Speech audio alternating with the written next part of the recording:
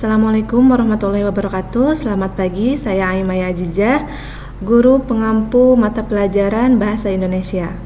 Nah, di sini kalian akan belajar tentang surat lamaran pekerjaan.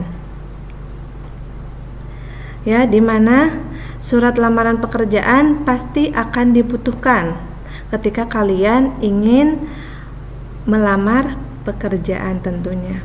Nah, di sini ada tujuan pembelajaran. Kalian harus mengetahui tujuan pembelajaran kali ini, yaitu peserta didik dapat menyusun surat lamaran pekerjaan dengan memperhatikan sistematika dan unsur kebahasaan. Selanjutnya, materi pokok yang harus kalian pahami. Yang pertama yaitu bagaimana sistematika surat lamaran pekerjaan. Yang kedua, apa saja unsur kebahasaan surat lamaran pekerjaan. Selanjutnya, kalian harus memahami sistematika di dalam surat lamaran pekerjaan. Nah, di sini ada 9 sistematika yang harus kalian pahami. Yang pertama yaitu tempat dan penanggalan surat. Yang kedua, hal dan lampiran. Yang ketiga, alamat yang dituju. Yang keempat, salam pembuka. Yang kelima, pembuka surat. Yang keenam, isi surat berisikan identitas pelamar, lamaran. Dan yang ketujuh, penutup surat. Yang kedelapan, salam penutup. Dan yang kesembilan, tanda tangan dan nama jelas pelamar. Selanjutnya ada unsur kebahasaan surat lamaran pekerjaan. Ya, di sini ada sapaan atau kata ganti, lalu pilihan kata dan struktur kalimat, dan ejaan. Itu yang harus kalian perhatikan tentang unsur kebahasaan.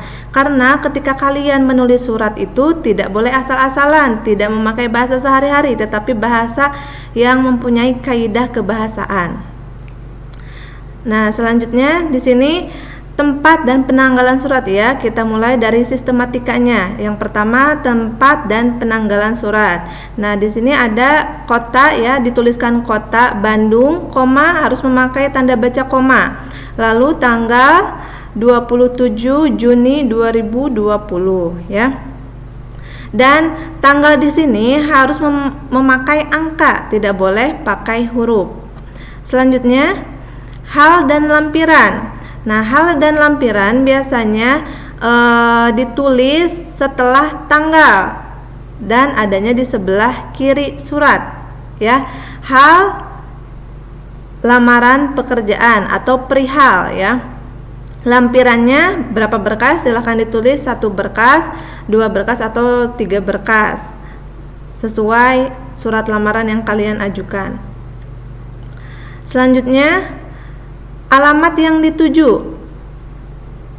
Ya, alamat yang dituju di sini yang terhormat titik ya. Yang terhormatnya boleh disingkat, memakai tanda baca titik, kepala bagian personalia PT Indo Sukses, Jalan Jenderal Sudirman nomor 12. Nah, ejaan jalan tidak boleh disingkat ya, karena itu salah. Lalu yang selanjutnya, alamatnya di Jakarta Selatan ya.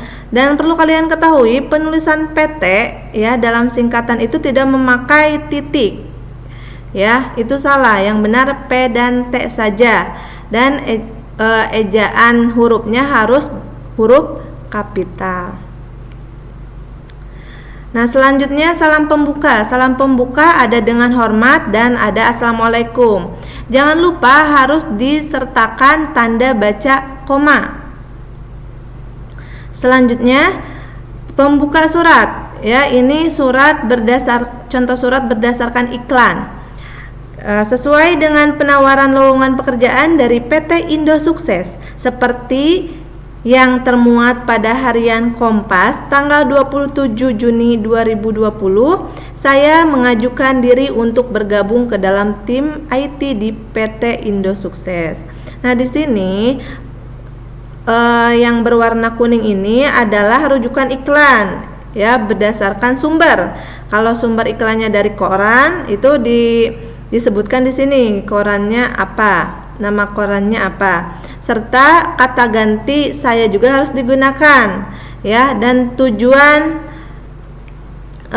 melamar pekerjaan juga harus disertakan, ya. Untuk apa, pekerjaannya seperti apa, seperti itu. Selanjutnya di sini ada identitas pelamar, ya.